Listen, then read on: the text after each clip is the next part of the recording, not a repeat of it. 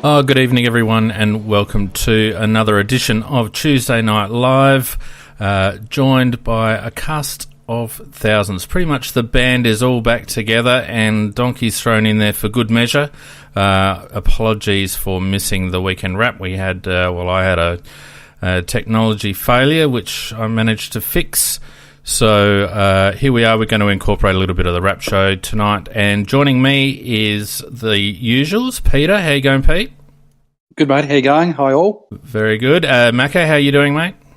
Oh, delightful. Yes. Delightful. Delicious. Thanks, Bruce. We got Donkey. How you going, mate? Yeah, good, guys. How are you? Very good. And joining us for a special Tuesday Night Live appearance in lieu of missing the wrap on the weekend, we have Nikki. How you going, Nick? Feels like 2017. It does. It's just back to the good old days, eh? So, look, we'll keep it to the normal format, but we might just prattle on a little bit more than we usually do about last week's game, considering we haven't touched on that yet. But first, before we get into match talk, let's go into Crow's news. Nikki's news. Yeah, not mine anymore. I've been punted. It's Pete's news. Go, Pete.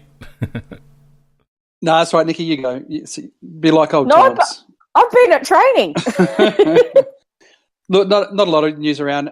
The main thing, I guess, coming out of Tuesday night is tribunal news, and always seems to be something tribunal. But Bryce Gibbs off, successfully appealed his conviction for that heinous crime of deliberately charging into Joel Selwood and knocking him into next week. So that was considered to be insufficient force to constitute a report. So he is off. So a bit of money for the holiday fund. And the other one was the Freo guy. I can't think of the guy's name. It was Nyhouse. So he gets 3 games for his tackle on Robbie Gray, which I thought was about right. Could have potentially been 4, but 3 is probably about right. So that's the news from the tribunal. And of course, the great news through the week was the Rory Sloane signing. That was the good news for the Crows. The other really good news that just seems to be sort of nothing definite, but seems to be filtering through is Brodie Smith making a recovery from that knee reconstruction and potentially playing SANFL football this weekend. Yeah, both he and Gov in line for a recall into the SANFL this weekend. Unfortunately, Talia copped a bit of a kick to the shin, so he might still be in doubt for the weekend, but we'll cover that a little bit more, I guess, later on. He's got a slight fracture. Yeah. So I think it was. I was glad that Bryce took that up with the tribunal, and I think the right decision was made with that one. It looked like Selwood initiated contact to me, so and that's the way the tribunal saw it in the end. Gleeson, who's the AFL lawyer, he'll get a little bit of a showing in the Cockwomble later on, because seriously, if you saw the comments that were coming out, the evidence he was trying to present, it was just ridiculous. Yeah, well, they've got to protect their boy, don't they? I don't think there's anything really else come out this week in the news, so do we want to push along, because I think we've got a fair bit to talk about We've traditionally got bogged down for half an hour on stupid tribunal things. So yeah, let's just move on.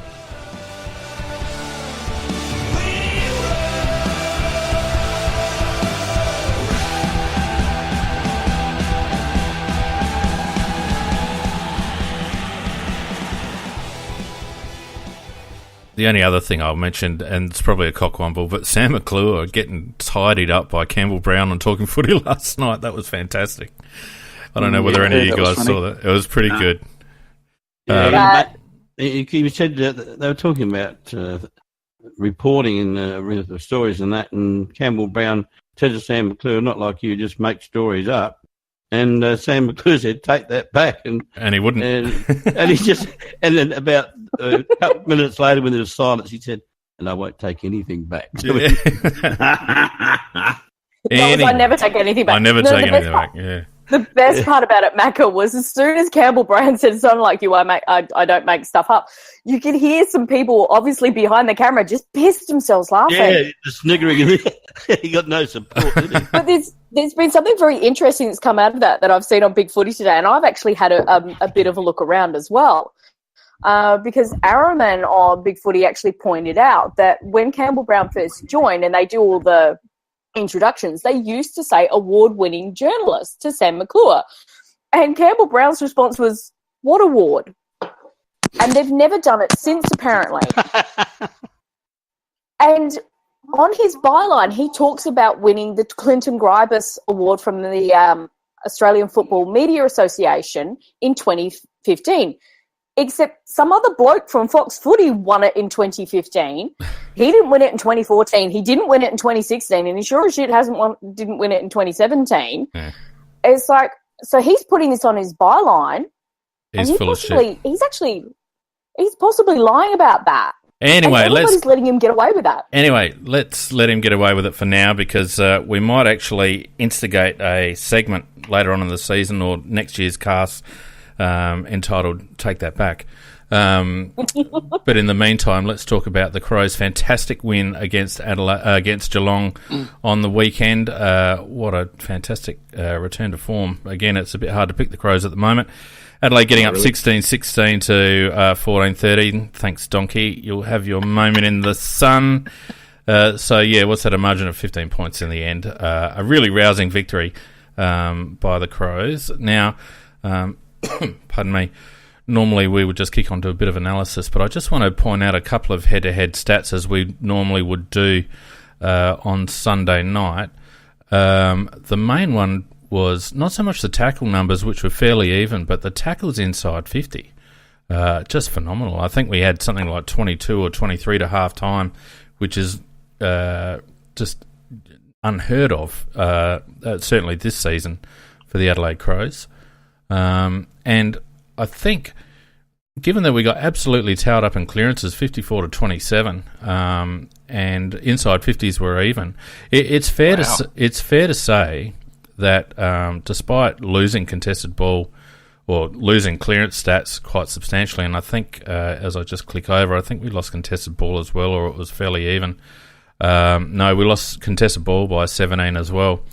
It was just that pressure on the ball carrier causing turnovers, and Geelong failing to capitalise on their stoppage dominance. Really, they burnt the ball a lot. They went at about 60-odd%. Disposal efficiency, 65% disposal efficiency. We went at 74%, and I think that was the story of the match, really. If you watch the replay, because I kind of noticed it in the first quarter, we just were absolutely in their face and niggling. And from that point onwards, they could hear footsteps. So even if we weren't quite close enough to affect it, that was, I think, causing that pressure. They could feel it coming and they weren't coping with that. But also those clearances really show up on the vision of the replay of us circling around. So we kind of let them have that and then pressured on that outside, or we pressured that next kick. It seems to be, okay, we know we can't quite contain this. We're going to try and do a few things. But if you actually look at that start of that second quarter, we owned that. We should have been at least 30 points up because we had kickable goals. And I think that and I remember being at the ground and seeing some stuff come up. We were ahead of contested ball most of the way through the match. I think it was just mostly that last quarter that let us down, where we seemed to tire. Mm. Yeah, no, yeah, it's interesting. Sorry, this is going to happen all night because we have five of us. Yeah, I know. I was going to say, Pete, was the fact that one of the reasons for our vastly improved form, of course, was picking an appropriate side to play rather than a top-heavy side that's got no rebound pressure. And you were alluding to the pressure there, Phoenix, and having three little blokes come in up forward, that was fantastic, actually. And Riley Knight was a bit around the ground as well. And I must admit, Knight is such an important player. He's a nasty little piece of work too. He loves niggling and he loves pushing and scragging, and he just put something into our side which isn't there otherwise. And the other two guys, they were just mopping up all the time and also tackling as well. So I think that was one of the big factors in our win. Yeah, I think Fiend is spot on. The forward pressure was fantastic, and it was no more exemplified than the actual first quarter. And if all 4 first quarter goals came as a result of ground level pressure in the forward line, there were a couple of I think Luke Brown and Lockie Murphy got a couple of holding the ball decisions. Riley Knight was a terrific just pressure and smother off the boot, and a block which led to Rory Atkins' goal. And I can't remember the fourth, but I remember at the time thinking, gee, all 4 of those goals was due to that pressure. Sorry? It was the first goal, Betts' little soccer to Galucci running into the open goal square. Yeah, so that pressure and that so all those 3 small inclusions, Knight, Betts, and Murphy, just had a massive impact in that first quarter. So good on them, and it was a much better balanced team, no doubt about that. And for me, just a quick shout out for 2 quite often maligned players who I thought really turned us around in the third quarter with their outside work, which was Miller and Atkins, who both had really, really good third quarters and really got us rolling on the outside. And I thought that they were largely responsible for getting us to that 4 or so goal lead we had at 3/4 time. Very good game, both of those guys. Well, they were. And they both had really good games. Well, that third quarter, we actually put Miller on the wing and moved Kelly down back. And that's where that control of the midfield came from. And I was so pissed in the last quarter when we swapped it back again. We put Kelly back on the wing and Miller down back, and we started to lose the centre again. I was like, well, why did you do that? Why did the coaches make that decision? I'm still don't know why. I felt like we were tiring towards the end. Mackie, you're going to have to watch your mic tonight. I felt like we were tiring a bit towards the end, but it was the aggressive running, and we see Macca, I'm going to have to mute you in a sec, dude. We see the value of having a free running game style and how it brings blokes like Atkins into play. I mean, I still don't trust Rory Atkins in terms of tight contested games, but when we're able to move the ball quickly and aggressively, and he can get on the end of some stuff, we see the value of Atkins in the side. And I think Rory's got a long way to go, and he was obviously lucky to be selected, I think. But it was a step forward for him, and it was a return to his earlier form of early last season. But I'm with you, Macca. The inclusion of Knight and the attitude that he brings, it's infectious, in my opinion. And he really set the tone with his attack on the ball, and him along with Sloaney really set the scene. I thought Rory Sloan was immense, and don't the crowd and his teammates love him? Yep, and the other thing about Knight too, he can't be intimidated. And as you said, he stirs, he'll go in hard, but they can do what they'd like to him, but he comes straight back at him, and as you say, that becomes infectious to the rest of the team.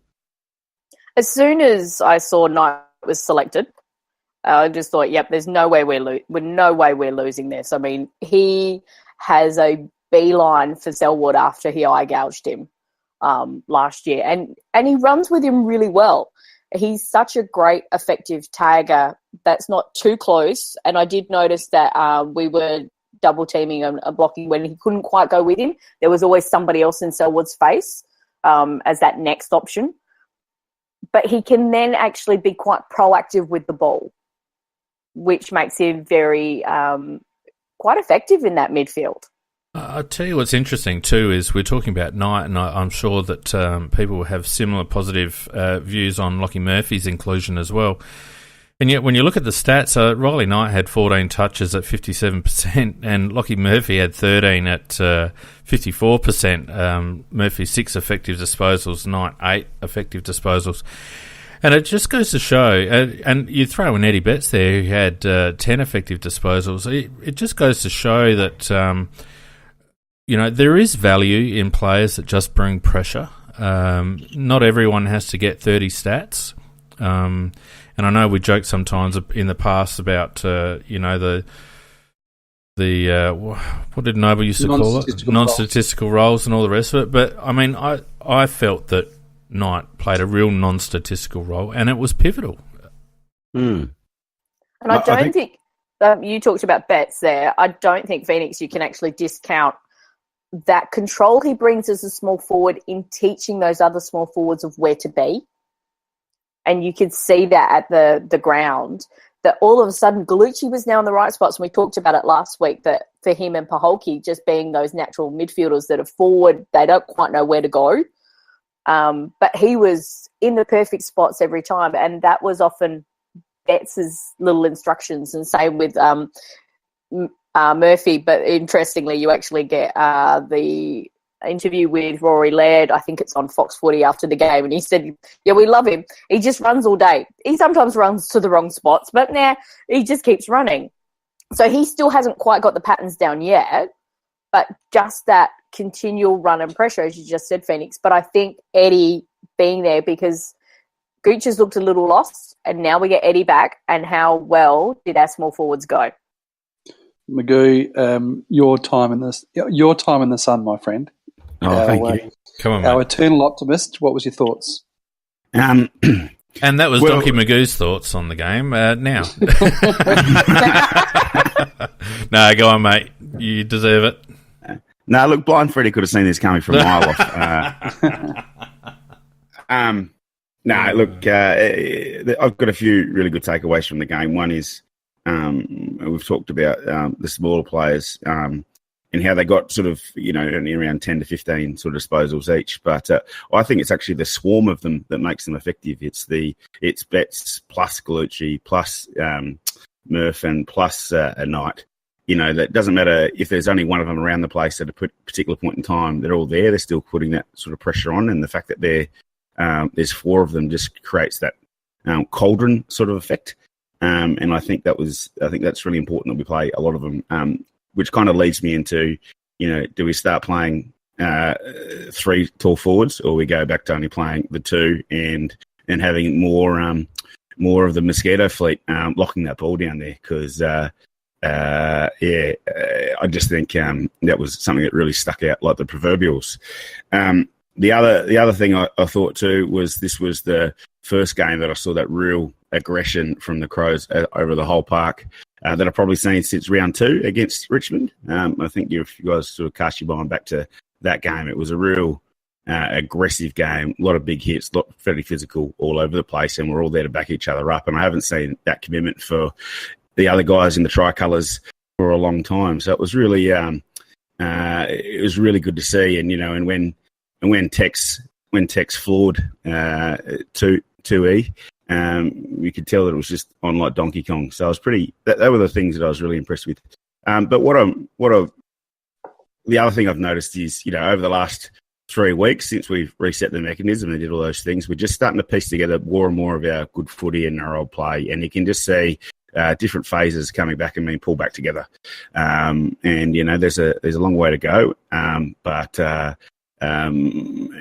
We might run out of time, but we are starting to put together our best 22, and we're starting to get better our best 22, and they should be match fit by the end of the season. Yeah, it's a fair assessment. On that point, Donkey, about getting that best 22 back. Now, we're pretty bullish that our development as such and our depth is not too bad. And it's very interesting. I've been thinking about it just with that change in attitude and everything else, just with getting some of these players back in the side and what that actually means and how that lifts those younger ones. And when they're not having to carry that bulk, it just shows you that's why our season's been like it has. Yeah, and it's not just that we've had a lot of players out. It's been the quality of those players out and the length of time the other people have had to carry them for. So, you can plug some holes for a round or two. But if you've got a leaky boat and it's all been plugged up by crayons and wax paper, at some point it's going to bust through, and you can't rely on those people to go the whole journey. And that's the situation we find ourselves in now. And we'll be like we'll be like mules in the Grand Canyon, sort of slowly trudging our way down. But the thing about them is they don't fall; they just go down slowly or climb up, and I think that's what we're going to do. Lovely work, mate. Very nice analysis. Yep, and I stand by the fact that you couldn't see that performance coming, but by the same token, you're absolutely right, Donkey. A combination of getting blokes back, getting the balance right, and resetting the mechanism at the bye has seen the Crows really start to return to something like their 2017 form. I just want to... Sorry, go on. Sorry, please. Really quickly, speaking of players coming back that I think have really, really added something, very, very underrated player who is really one of my favourite players, and that's Kyle Cheney. Yeah. Across halfback, and I think that what he's done is that whilst he's no slow coach, but he's not a line breaking pacey halfback either. I think that he has really given us some bounce off halfback through his ball use. So going back to the old Neil Craig, speed of ball as opposed to speed of leg. What Kyle might lack in actual foot speed, his decision making and his use of the ball has really given us some bounce off halfback, and he's been a very, very welcome addition to the side. Yeah, absolutely. 16 effective disposals from that half-back line. He had 4 score involvements, 303 metres gained, 4 intercept possessions. I felt he was fantastic, and he adds a bit more of a dynamic flavour, doesn't he, to our back six? And it's something that we were like. You'd think back to the Hawthorn game, and it was just horrific. And then you add Cheney to that mix, and all of a sudden we've got just a little bit of bounce. He backs himself to take that really opening kick through the middle. Yeah, and he can really, really create. Some great transition by the fact that he'll back himself to take that risky kick. He'll make a good decision. Yeah, and our transition looks much better with him in the side. Yeah, and without DMAC and Douglas in the side, doing the antithesis of that all the time, it really makes Kelly stick out as being the guy that was really stopping our drives a lot the other night. I don't know. It does. I agree. You get kicked to him, and you just watch. You could see the play could go forward, and he just sort of stop. And he'd turn around, and then kick it 15 minutes off to the side backwards, like nearly every time. And I was just like, you are halting every one of our drives. He's what we need right now. I mean, he's by design, he's been played further up the ground than I think is probably applicable for his skill set. And I think there's some value in Jake's work in terms of his lockdown ability. But I don't like him that high up the ground, and I guess there's questions about, particularly when Brodie Smith returns, whether there's room for Jake Kelly in the team. Very good point, because Cheney, I think, has done very well since he's come back in. Yeah. And Taylor will eventually come back in as well. So I really don't know where Kelly's going to go. And he's already pushed. Cheney's pushed Kelly up to the wing. Yeah, he has. Yeah, and eventually now that he'll be pushed out of the side, and that's the reality of it. Yeah, and you know what? That's actually good. That's okay. Exactly. And because we know he is actually AFL standard, he can actually play quite nicely in that role. And you need these players to be playing in the SANFL and being available in case you do get injuries. Well, and not only injuries, Nikki, but I think there's a horses for courses application as well there. There are times, I think, where, depending on the makeup of the opposition, it might be appropriate to have Jake in, irrespective of the injury position. But certainly against mosquito fleets like Richmond, having that ability to bounce more dynamically off halfback on the turnover and actually break through their run through their swarming zone sort of thing is far more effective than having a bloke like Jake who's going to stop and wait and chip and allow those sort of teams to reset on you. And that's what got Geelong on the weekend. Our ability to turn the ball over and slingshot quickly off half-back was the very reason why we were able to put so much scoreboard pressure on it. It certainly wasn't the coalface work. It was just our ability to get the ball out of the area once we forced a turnover. Yep. Don't think, just do. Yep. A couple of notables. Rory Laird. Is Rory Laird in Brownlow calculations? No, because He should be, but he won't be. He's probably missed too much. It will be actually interesting. I think if he starts getting votes in those first couple of games, then that'll actually tell you then there's a possibility there. 37. I don't think we've won enough games. No, well, that's true, Doc, I think. No. Yeah. Well, I guess rephrase the question then. He would have to be close to our most likely best and fairest and probably our leading Brownlow vote getter. I mean, he had 37 effective disposals, 13 contested, went at 86% disposal efficiency, 7 score involvements, 12 intercept possessions, spent nearly 90% time on ground. I mean, the lad is a freak. He handballs a lot though, Fiend, and he does.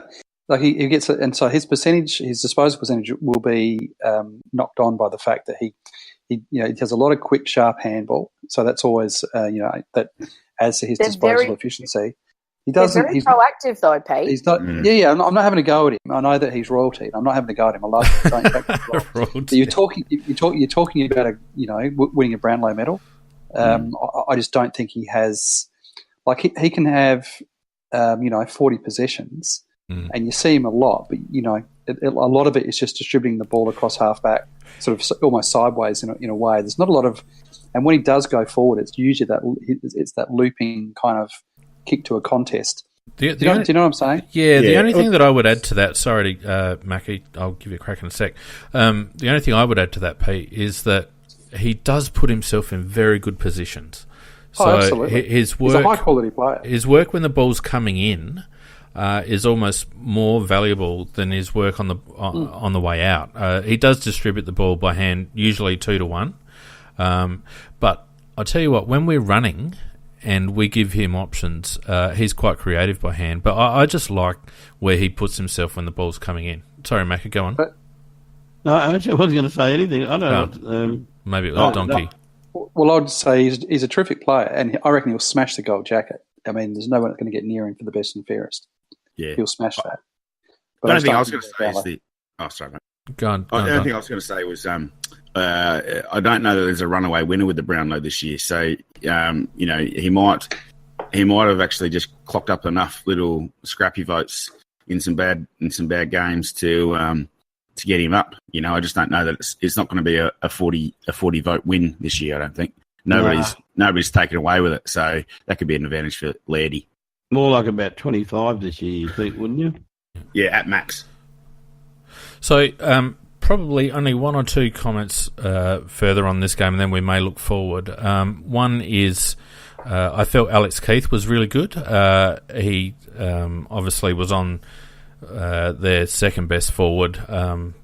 Hawkins certainly gave Hardigan a bit of trouble, but Keith benefited, I think, from being on buzzer and a couple of other blokes that they ran through there. But I felt like Alex looked pretty solid, and he's, again, you're talking about proactivity, he's far more proactive with ball in hand. Huey Greenwell was an interesting one, only the 12 disposals, and yet at times he looked prominent, but his output, as Crouchy has sort of gotten back into the fold, and with the return of Sloaney, Greenwood has kind of backed off a little bit in terms of his numbers, and when he is around the ball, you notice him, but only 6 effective disposals, 50% disposal efficiency, didn't give us a lot of metres gained, and some of the other numbers, he only had 1 clearance for the match, which is unheard of for him. So I know he was being played a little bit more forward at times, but that's a bit interesting. He was actually being used on Ablett, so he actually had a role a lot of the time to mind Ablett. So I think that's where the lack of clearances kind of came from, that he actually had a job to do.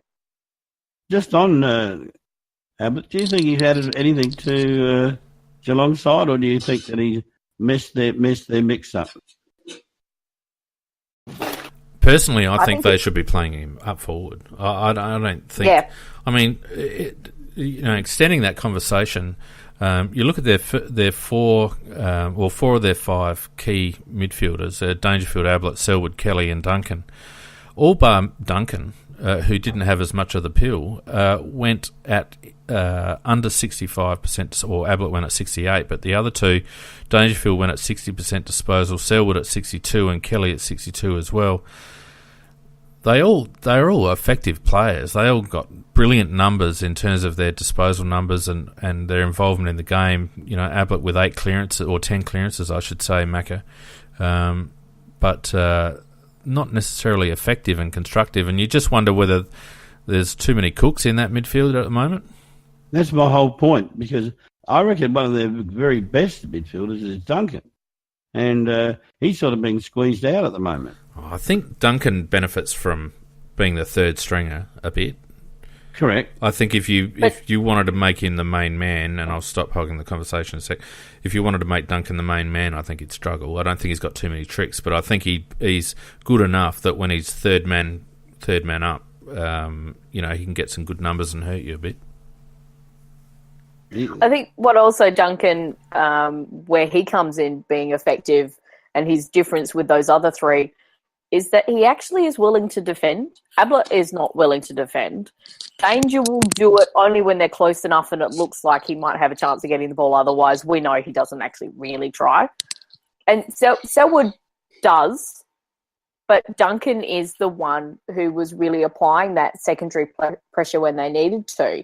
So I think Ablett has very much messed it up because Selwood works well with Ablett because they know how to work with each other, but they don't work well with Danger, and Danger doesn't work well with others.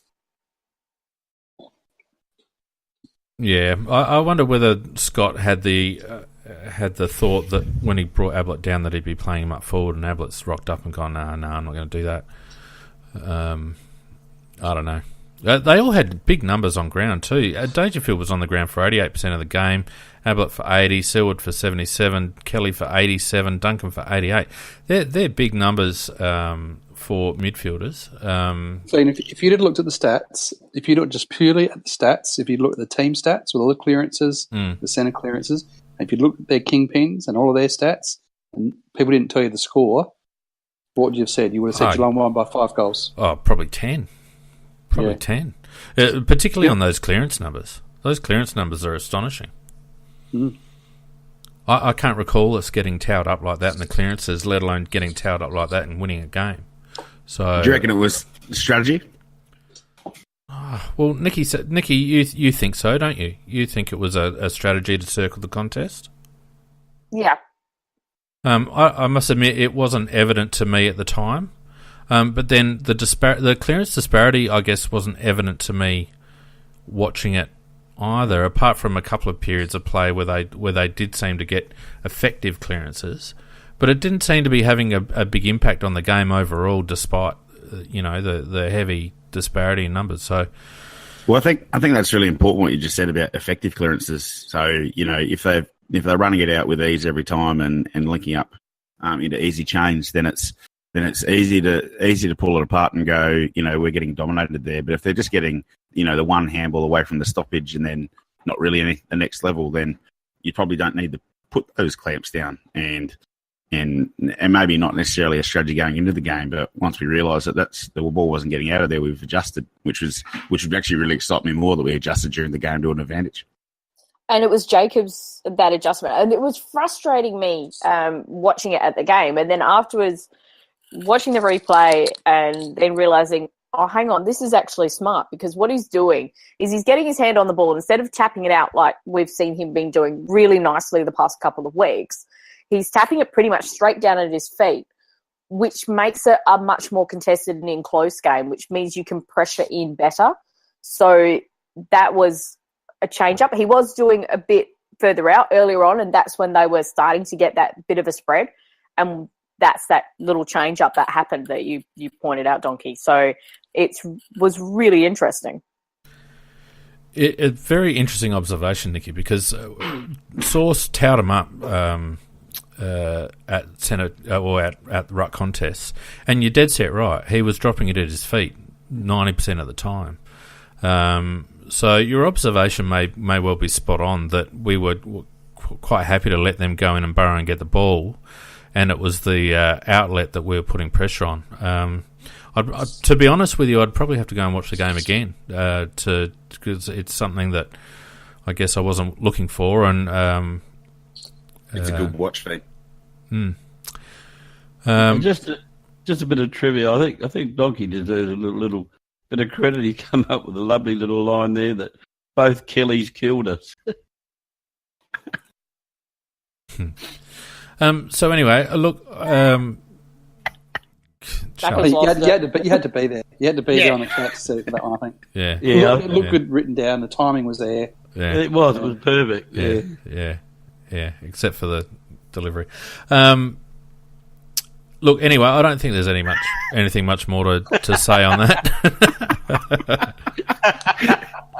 I did tip the Crows though. I'd like to be able to say that I did tip them this week. I think I was the only one that didn't. I think. Did you not tip them, Phoenix? I didn't realise that. No, yeah, you did. No, I'm happy that I've called them for the last 3 weeks. Actually, I called the West Coast game, the Richmond, and this one. So I'm in Crows tipping form. Fantastic. Yeah. Well, without any further, you're a bunch of arseholes. You're an astute watcher of the game, Pete, and you understand what's happening in trends. So it's really good. So you argue with me better on Sunday than these guys on Tuesday then? Oh, look, I just get hammered. Doesn't matter what bloody day it is, Nikki, to be honest with you. True. Yeah. He's being dragged behind the donkey cart through the dust. Yeah. Kicking and screaming. Look, let's move. What were the inside 50 stats, Phoenix, for Game of Crows? Well, we're not at Game of Crows yet, are we? No, I was just interested because it's part of how it's all going. Yeah, well, the inside 50s were even 56, 55. Oh wow, that's amazing. Who would have got anywhere close to that?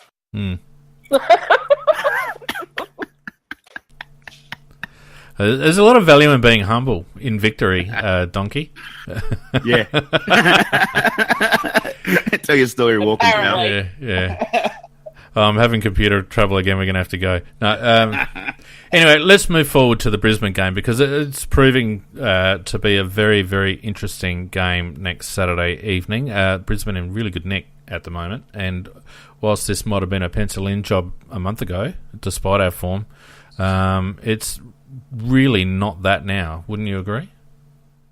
Oh, absolutely. And Jason, just really quickly, Jason McKay, yes, I do. I honestly think Jason McKay just asked me whether we beat Port, which is a little way down the track. But I think we'll get to the fact that I think we're just on a little bit of a roll at the moment. I think we'll chalk up a few on the trot, and I think Port will be one of them.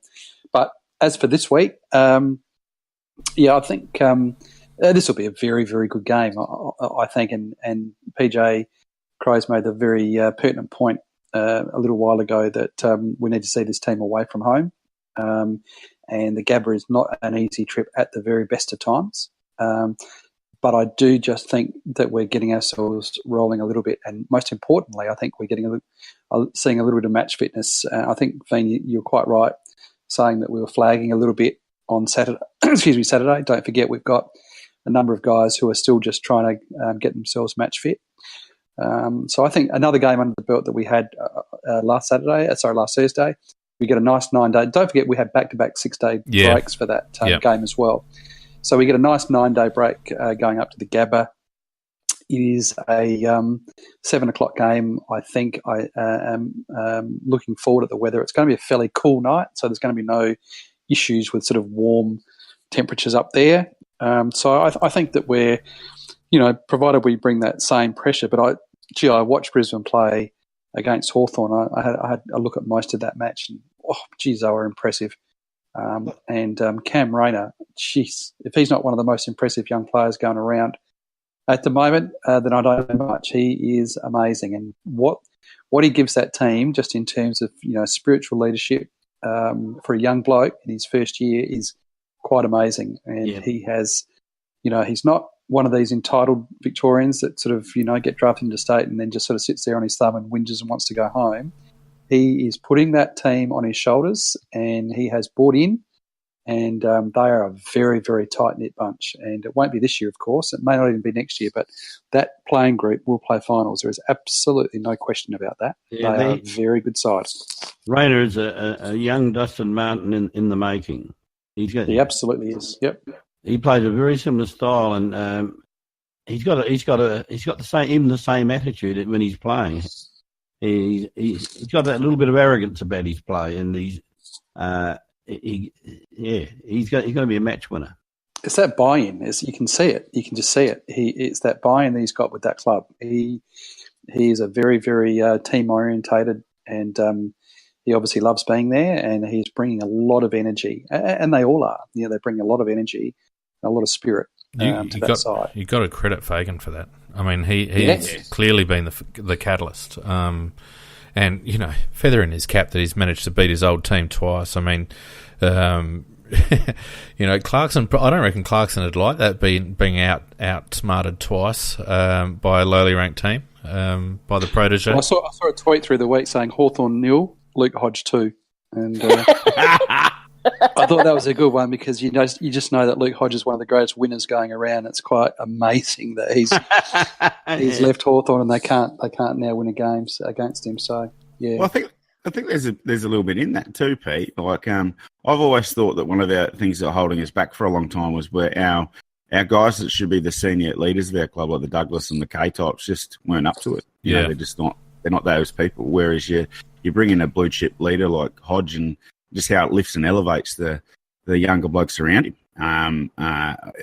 You know, I don't think you can underestimate the actual the on-field generalship that he does. I remember the game last year at Adelaide Oval when he was mic'd up, and I'm just thinking, wow, that guy's amazing. Like, he just talks and talks and talks. It was like listening to Warney in 2020. He could see the game so clearly. It was fantastic. Yeah. And from that game, because I watched that game too as well, Pete, on the weekend, but it was Hawthorn playing Hawthorn with a much faster, younger and faster Hawthorn side, being now called Brisbane. And so in order for us to beat them, we actually have to look at we're essentially playing a faster Hawthorn side. It's they like that same little little short chip around. It's that same kind of thing, and that's where we can get exposed. I think the ins that we've brought in this week have helped with the pressure. And it was a very interesting stat I did see, which was that if they're leading at the first quarter, they have gone on to win.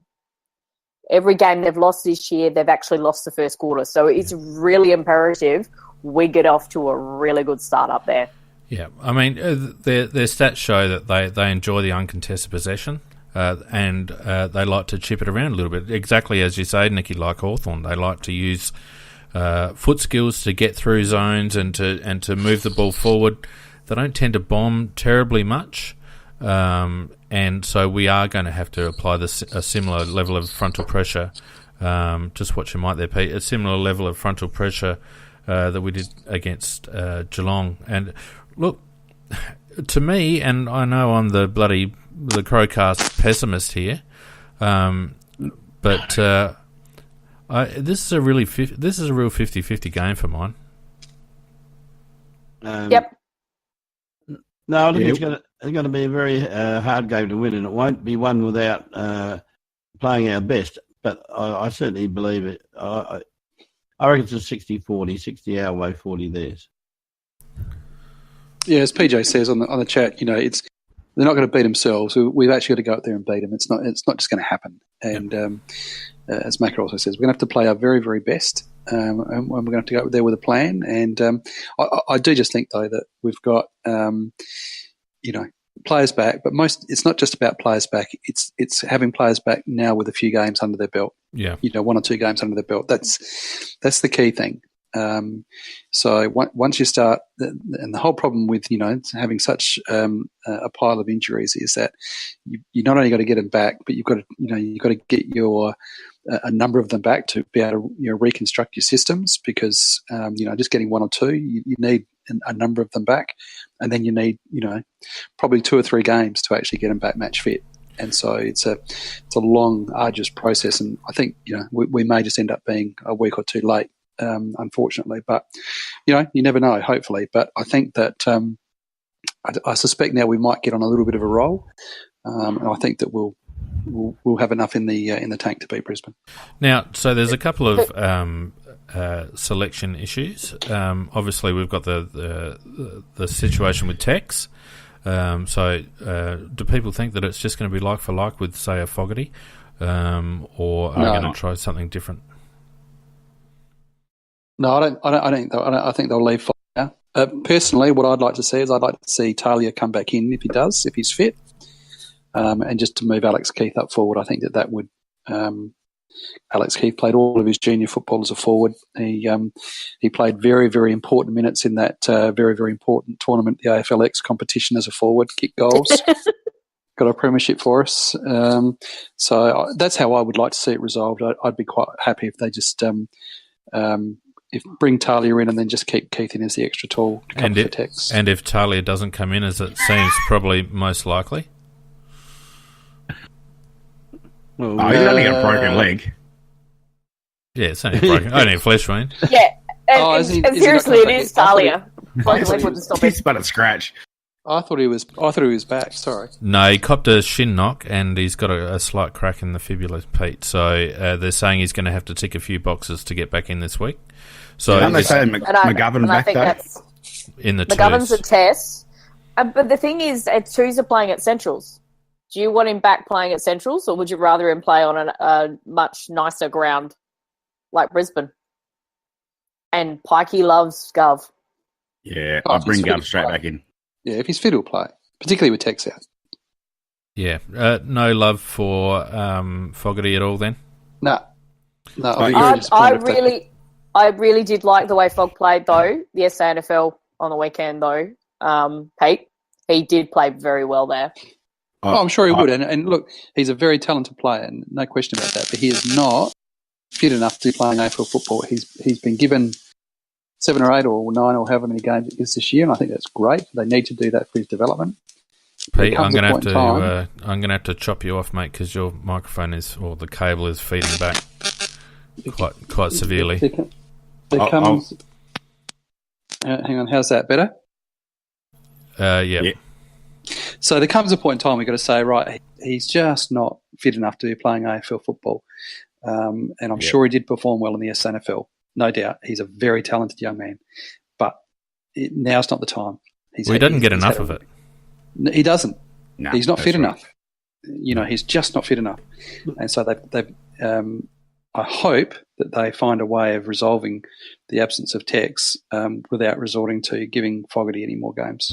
Well, the only reason they may pick him is because of the fact that we've got the smalls up forward now, that just at least to compete there and bring the ball down to ground. And so I certainly wouldn't be surprised if Gov did get a game in the snaffle and Fogarty was brought in just for that particular purpose.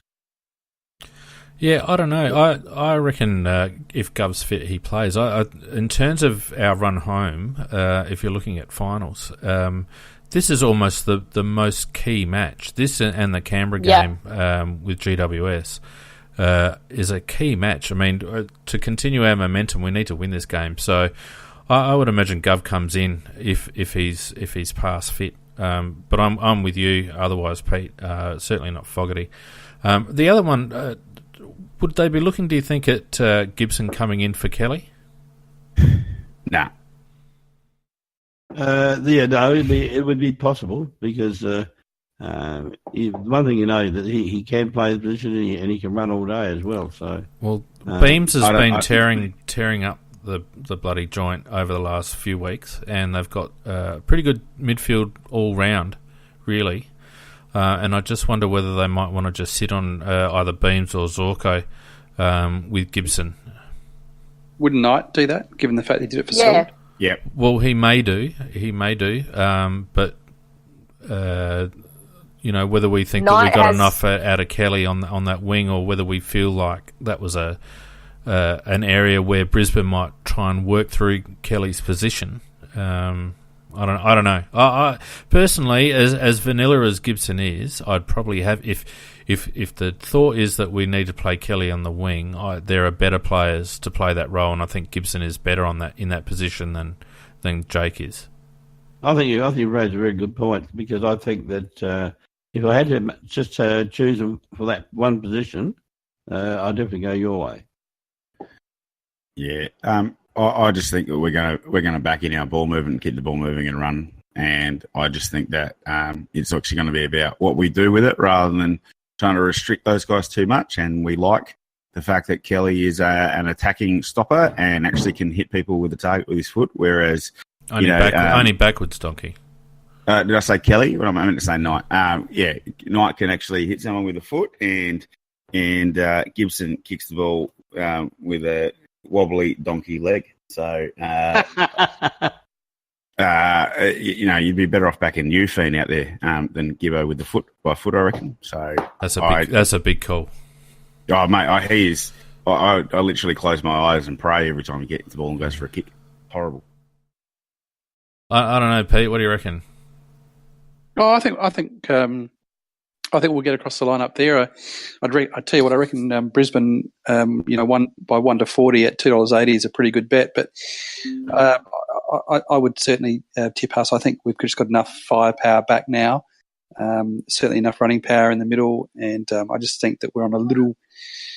I just felt that.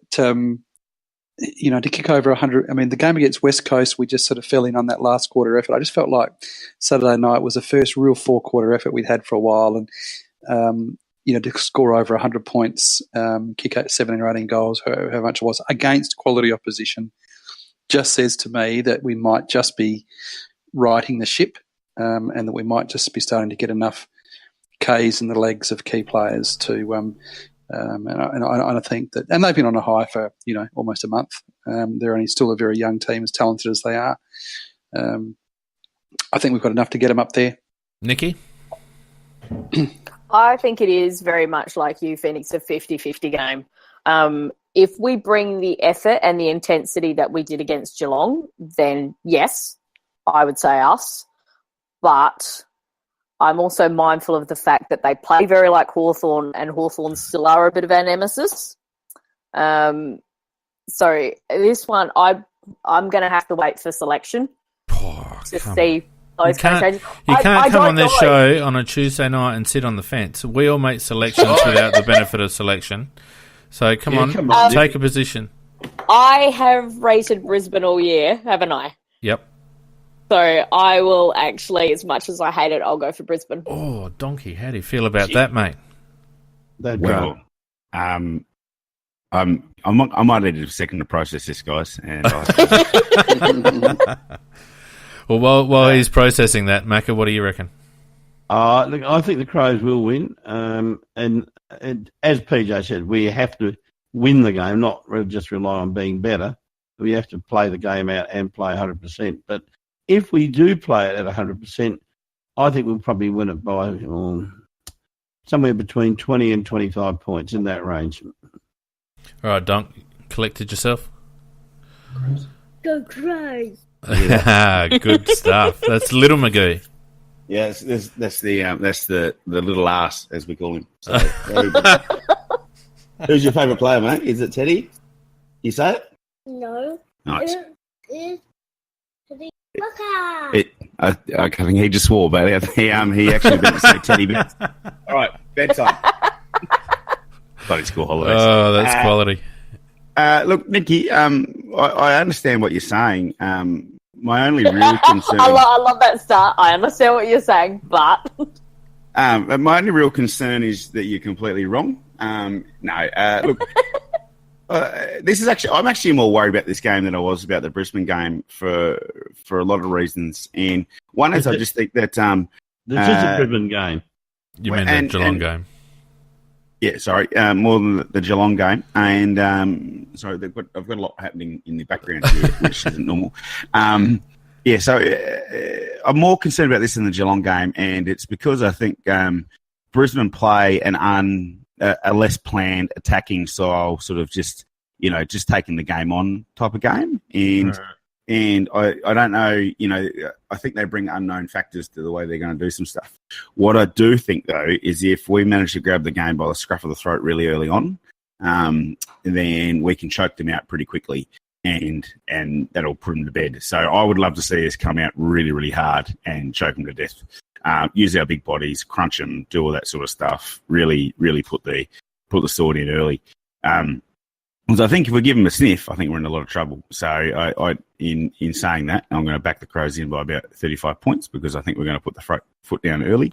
In fact, I think we're going to get up to a big lead, and then I think we're going to soften off towards somewhere in the second half, and then we're going to solidify and get to 35 points. So don't reckon we need to be softening off because Brisbane up there, you only probably need to give them a sniff. Well, I think his fitness was right. We'll do it. Yeah, possibly. Look, I think probably the thing that leans me to, or makes me lean towards the Crows win, is simply that Brisbane have had to travel a little bit. They were down at Hobart last weekend. And that was a really Perth the week before. So yeah, and Phoenix, that win against Hawthorn, that was very invigorating to them, and often with the young side, they can drop off that next week. Yeah. So that's probably. I think it's a danger game, no doubt. Brisbane. I think all three of us on the Rap Show have rated Brisbane this year and watched their progress, and no easy beats. But I think they might just start to hit the wall soon. And I think after a couple of long trips down south and west, it might just catch up with them. So I think we'll win going away. I think we'll keep our slim finals hopes alive, probably to the tune of about 4 goals, I reckon. You like that, Dunk? I'm just proud of you for going for the Crows. That's nice. Tearing up? Do you need a moment? Yeah, no, I can process that a bit easier. I'm saddened by Nicky's call, but I understand it. And speaking of Nicky's call, we don't usually. We'll talk about it later, Nicky. Okay? Yeah, I don't think he's angry with you, Nicky. I think he's just disappointed. But speaking of Nicky, we usually do the Cockwomble on Sunday nights, but it was a Tuesday night stable for a very long time. And considering you're here, Nick, let's run with a bit of Cockwomble, shall we?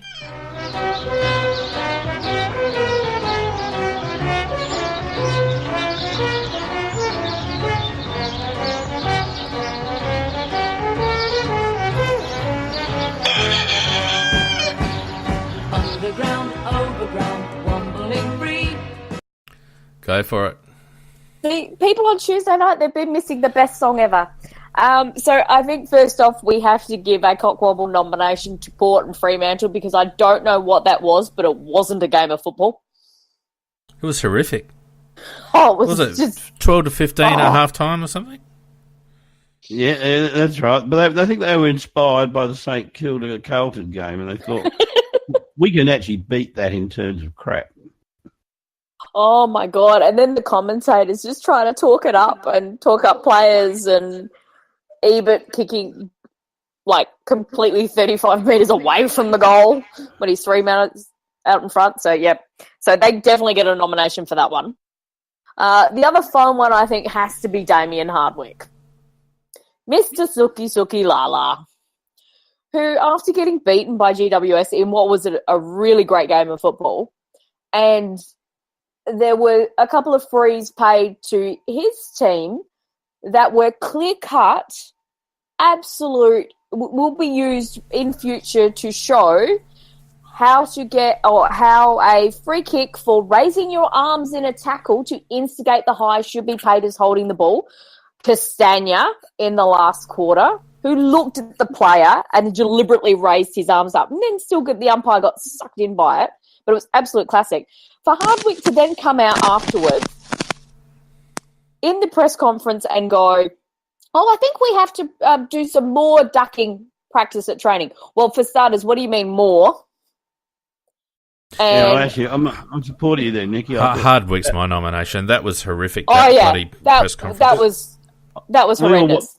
We watched the game. Not one of us would agree with him, because there were decisions going both ways, and they got just as many bad ones that went their way as did GWS, and I thought it sounded like real sour grapes. Well, that wasn't even the worst part of the press conference, though, was it? For me, the worst part of the press conference is when they were asking him about Richmond's away record. And he responds with, well, I think that it worries you lot more than it worries us. Why would it worry them? And then he goes on to say, we win a lot. Our home ground is the MCG, and we win a lot of games there. Yeah, he did say that. And it was just kind of like, you know what? See you at the MCG in September. Mm-hmm. Anyway. Yeah, he's a bit of a tool. Who else do we go? Well, the match review panel, once again. They're getting they're quite regular. For nominating Gibbs for starters in what is pretty much a football collision, and that, as has been proven by the not guilty finding and Coleshaw, our legal counsel, actually saying, well, Selwood actually lowered his own head down. He instigated that actual motion in, to then not cite Selwood for either the trip on Millerer or the elbow to the back of Tex's head, which I thought was really interesting that the Crows actually put that photo up as part of the match review report. They used that photo that clearly showed that happening in the background. That Selwood to not be even looked at is shocking. So, well, wasn't actually shocking, but it should have been. Is it right to say that because Michael Christian's the only bloke on the MRP, he is the MRP, that he personally reviews each match? Because surely that's bullshit. There's no way that he could review 9 matches around. Well, that's why they do them. They're done the day after. Yeah, but if you've got... is it done like a referral process? Like that's what I reckon. Some Spudnik is going, here are the things you should look at, and he goes, all right, out of the ones that he looks at. And then he plays Dungeons and Dragons and rolls like the 2 dice and goes, all right, you've got 7 power here and 2 over here, so that's the outcome. Yeah, that's what I reckon, Don. So the umpires after the game often will have their, I'm trying to remember, not their coaches as such, but the person who's actually reviewing, so their reviewers, they will actually mark down things to note at a particular time in a quarter. They will review it after the game with the umpires. If they think something is there that needs to be looked at, they then, this is what I know used to happen, they then forward that onto the AFL saying it was at this particular point in the quarter, so many minutes in, there's this incident between these players we think should probably have a look at. There might be something there. So I wonder if that's what's happening. Yeah. Anyway. And also on that, Chris Scott, walking off the ground, has a go at the umpires. Did he have a go, or did he bloody pat him on the bum? I couldn't quite work out what he was doing. I wasn't quite sure, but he didn't look happy, but he never does. I just wonder whether he was asking, whether he has to raise the money amount in order to get the right umpiring. The only other cockwomble I'd raise is the dickhead that had his photo taken with Tex and then proceeded to troll him on Instagram. And good on Tex for calling him out, because the guy's a tosser and apparently he's got form on it. So I think the guy's... Tex was good enough to block his name out, but the guy put it on a public forum. So the guy's name's Trent. Trent, if you're listening, you're a wanker. And just on the Sam McClure thing, one of the guys on Big Footy did actually tweet at the other 2015 winner. They were joint winners in 2015. So Sam McClure actually did win the Clinton Gribus Award in 2015. So that was actually great. But he didn't win it on his own. He had to share it with somebody else who was actually a producer. All right, so who are we nominating, Nikki? Who's winning? We've nominated a few. It's got to be Hardwick. Can I nominate someone, the Phoenix? Or certainly, go for it. No, it's okay. I think we all know. Left unsaid. Yeah. Magoo for being less than humble in victory. So definitely Damien Hardwick. Yeah, I'm happy with that. All right. Speaking of Magoo, it's your moment to actually shine now. So let's have some competition news, shall we?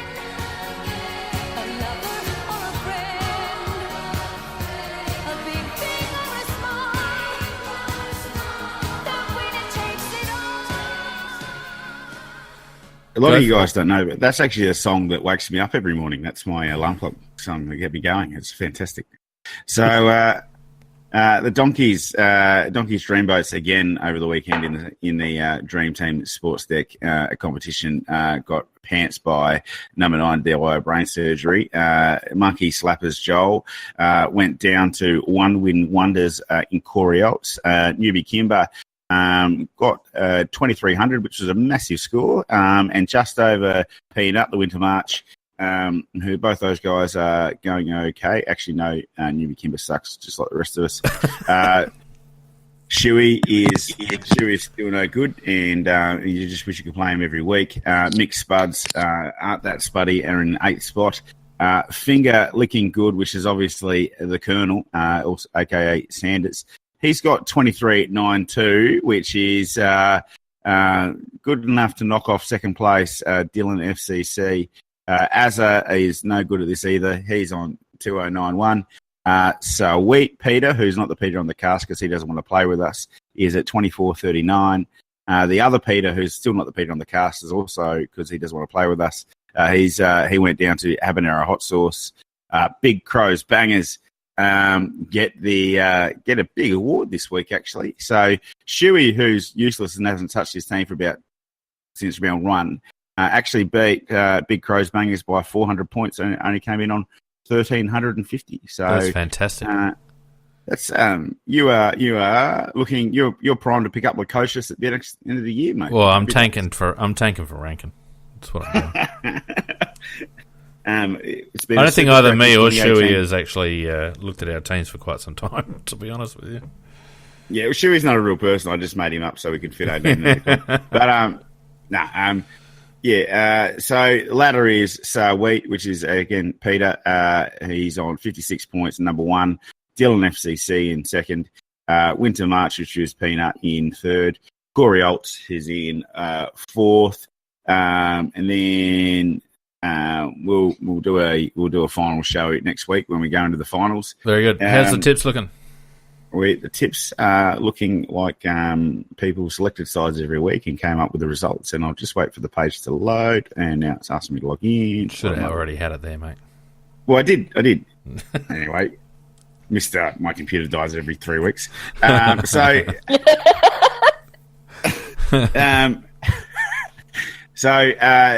Jason McKay out in front. He's cracked a ton. First person to crack the ton. So he got 6 last round and has cracked a ton.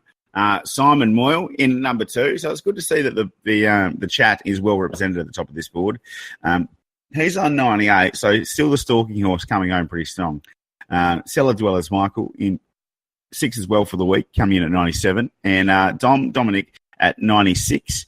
So not too far away, only 4 away from the win. As we go down to the bottom end of the table, or as we like to call the CrowCast ladder, we've got Donkey to Water on 85, just pulling away from everybody. I haven't put my tips in for 3 weeks either, but it looks like nobody else has. Peter J, 83. Phoenix on 77. Nikki, who are you in this one? What's your name? I can't pick it out. I'm not in that one, but I am in another tipping. No. So, Nikki, are you saying that the CrowCast that we're all on and that we put a lot of time on each week to make sure people can hear what we think and all that about football, you're not in our tipping competition? It's actually going to be a prerequisite. Nope. If you want to be a podcaster next year, Nikki, you're going to have to be involved. Same with you, Macca. Just disappointing. Now, that's right. I forgot Macca's not in here because he doesn't want to play with us. No, he doesn't want to play. It's outrageous, isn't it? Yeah. No, I play with the big boys. Play with the big boys. Right. I've heard that a lot, Macca, about you. Well, thank you, Donkey. Now, just before we move on to Macca's Sweets and Smacks, I just want to say a quick, a little community service announcement. I've actually put a donate button on the AFL CrowCast website, aflcrowcast.com. Not for any other reason that if anyone does feel like supporting the cast with $1 or $2, then feel free to do so. We don't make any profit out of the cast. We don't aim to make any profit out of the cast, but anything that you guys listening feel like putting towards the ongoing running of the show would be most appreciated. Next year, we will probably be ramping up that area just by using Patreon for those people that are familiar with Patreon, and we might be offering some additional content that will be subscriber only. But it's not, as I said, it's not a money making concern, but anyone that does feel like chipping in, then there's a donate button on AFL. I'll just take that up on your behalf, Ian. We've been doing this cast since 2014. Yep. And unfortunately, it's not free to do it. It needs equipment and it needs, money for this and money for that. And to be fair to Fiend, he's probably shouldered, pretty much the majority of that. So all of it. It would just be Yep, all of it. Well, that's So- pretty Well, much let's the call it- majority. Let's call a spade a call it what it spade. is. All of it. Well, that's He's close. funded all of that, and That so is I reckon, the idea is that if we could just get a few dollars in the kitty, and then really a lot of it is just about Fiend trying to. We've sort of worked really hard to sort of make sure that there's no advertising or sponsorship or anything like that. It's just a case of trying to get a few dollars back to Fiend because it's not just all the ongoing costs. It's things like on Sunday night there wasn't a wrap cast because equipment blew up. So, new equipment's got to be purchased, and blah blah blah, all those things. So, if you enjoy the cast and you'd like it to keep going, then $1 or $2, or maybe people like Vardy Magic, maybe 1,000. People like PJ Crows, maybe 5,000. I Who's the reckon. bloke that was the CEO of about 8 billion companies in Tasmania? Hemi. Maybe he's good for a couple of Valiants or something. But anyway, if you enjoy the cast, that's it. If you enjoy the cast, it would be great just to have a couple of dollars here or there. Thanks. Thanks, Pete. Here, now, here. Yep. now, Macca, it's are you still awake, Mr. Willis? It's past his bedtime. Sometimes you can actually hear him snoring in the background when Donkey's doing his thing. Well, I shouldn't really tell you, but I actually get put to do a replay of this when I go to bed at night, and I just play Donkey's part. I'm asleep in about 20 seconds, but I'm assuming it's because of my dulcet tones, Macca, because that's why I got onto the cast, because it was just to hear you and a bit of audio quality, Macca. no, you're only on there because... Come on, get on with it. No, I love you more, Macca. Okay. My sweep for the week, it just has to be Rory Sloane. Rory Sloane resigns. He commits till he's going to be about 34 or whatever. And the team all of a sudden looks like it's a football team again with Rory in it, and Rory playing like he always does. And he brings the house down. Like a clutch goal. That was magnificent. When he kicks that goal, that was just magic. He just has to get all the sweets this week because, everybody loves the bugger. You just have to love him. And Just on that, the crowd was hilarious because they were cheering everything, every Mackie, possession you're he feeding got, back. everything else. Yeah, you are. And when he went off in the last quarter and he got the headband on, he got a possession and the crowd didn't quite realise it was Rory, and then they saw him on the screen, and then there was a huge blatant cheer. we're just moving on to the smacks. Can I just ask, why were Hawthorn wearing that pink jumper? That was hilarious. It just To looked like... raise breast cancer money. But seriously, it looked like the Mardi Gras gone wrong. It just looked absolutely crazy. It didn't look like a football team at all. But they got a slight smack for that. But Nicky says it's for a good cause, so It is, very much so. so it's for a gentle smack. But it's a horrible jump. Kind of backfired on you there, Macca, didn't it? Let's be honest. Let's be honest. And I'm sorry, what colour did Port first wear? A magenta? Yeah. No, you got to. You're assuming I've got shame in me. I haven't got any. But so just moving on. The next slap is for Paul Roos. Did anybody watch On the Couch? Yeah, he wanted Tex to go for about 10 weeks, didn't he? 3 weeks wasn't good enough for what he did. The way he described it, you would have thought that Tex assassinated him, crunched him, munched him, built him up and bashed him. He said it was one of the worst things he'd seen on a football field. I just can't believe this Vic-centric attitude towards anything that a South Australian or West Australian does is punish us at all costs. And they're bloody Victorians over there, they can do whatever. When there's a telecast going on, if a South Australian does something very minor or West Australia does something very minor, they replay it 100 times looking to see if they can get it reported. When it's a Victorian, they usually just gloss right over it. Roos, that was just the icing on the cake. I just thought that was disgraceful what he said. I used to think that guy knows something about football. Well, unfortunately, he let his Oh, he does, Macca, but he's very selective about how he presents it, I think. Well, I thought it was disgraceful. So one great big belt across the back of the head for him, and I think that'll do. Thank you, Macca. Let's move on to Game of Crows, shall we?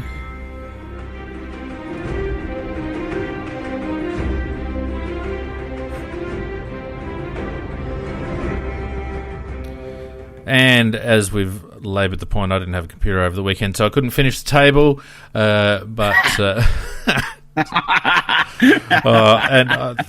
Don't even start. I wish I was your teacher. No, dog ate my homework. But we did have, what was it, Marston's? It was Inside 50's differential, wasn't it? On the weekend, was that right, Donkey? Yep, that was the one. Yeah, that was the one. Yeah, it was. All right, so this week, shit, I don't know. I'm running out of thought. I don't know how Scorpus used to do this. Let's go team intercept differential, shall we? So the head-to-head stats for the season so far is that Brisbane averaged 66.8 intercepts and the Crows averaged 77.2 intercepts. So the same thing, if you think the Crows will get more intercept possessions than Brisbane, it'll be a positive number. If you think the Lions will get more intercept possessions, it'll be a negative number. Fair enough? Yep. Yes. Very good. And I reckon that just about does us. It's been a long and arduous show, but we've gotten through it. You've done beautifully tonight, Fiend. You've done very well moving things along. Yeah, well, I was conscious it could have been a 9-hour session. And I don't think I've ever lasted 9 hours in my life, Pete, so that was never going to happen. All right, anyway, look, thanks to everyone that joined us on the chat tonight. Thanks to everyone that joined us on the cast, Donkey, Macca, Nikki and Pete. All things being well, we will see you on Sunday with a winning game to talk about again on the wrap. In the meantime, you can like us on Facebook and Twitter, AFL CrowCast. Give us a review on iTunes. Go and have a look at our website, aflcrowcast.com, and we'll see you later on, guys. Cheers, everyone. Night all. Night all.